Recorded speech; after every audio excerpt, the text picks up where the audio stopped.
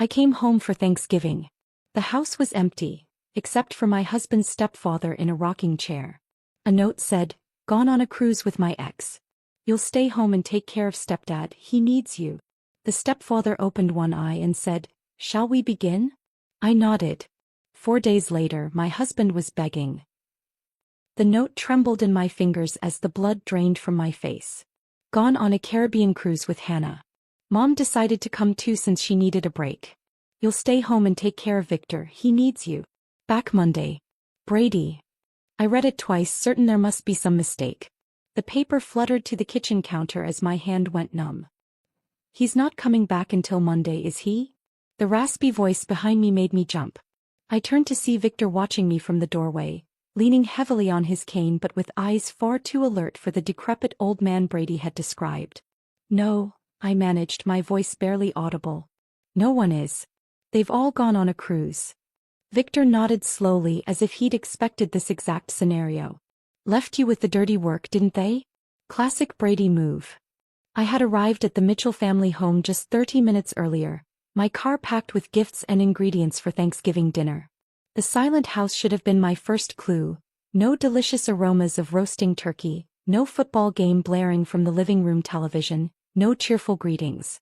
Instead, I found only an unheated house and Brady's stepfather sitting alone in a rocking chair, looking at me with those uncomfortably perceptive blue eyes.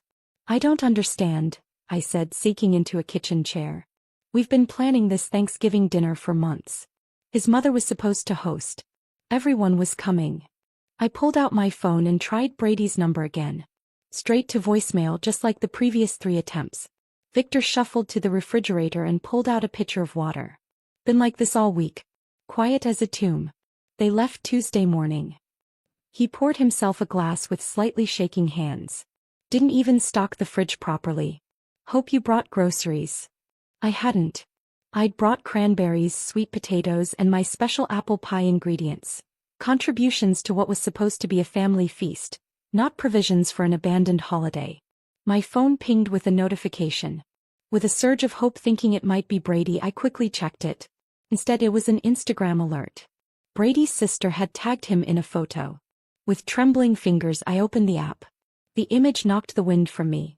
Brady standing on a cruise ship deck, his arm around a young blonde woman I recognized as Hannah, his work colleague he'd mentioned increasingly often these past months. They were holding champagne flutes, toasting the camera. The caption read, #New Beginnings Caribbean Getaway with at Brady Mitchell and Family. Family.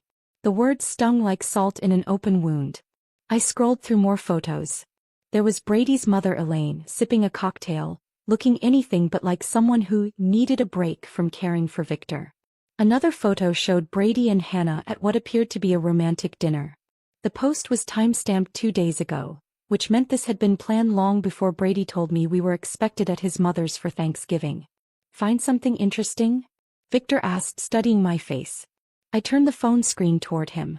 "They're on a cruise with Hannah from his office. The one he said was just a colleague." My voice cracked. "They've been planning this while I was buying gifts and taking time off work for what I thought was a family Thanksgiving." Victor nodded grimly. "Hannah's been in the picture at least 3 months. She's called here asking for Brady several times." Pretty voice, terrible laugh. I stared at him. "You knew." "I know a lot of things they don't think I notice." He tapped his temple with a gnarled finger. "Mine's still sharp, despite what Brady tells everyone."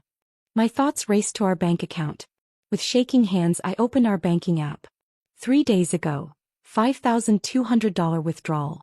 Almost our entire savings. Money we'd been putting aside for a down payment on a house. The house Brady had promised we'd start looking for after the holidays.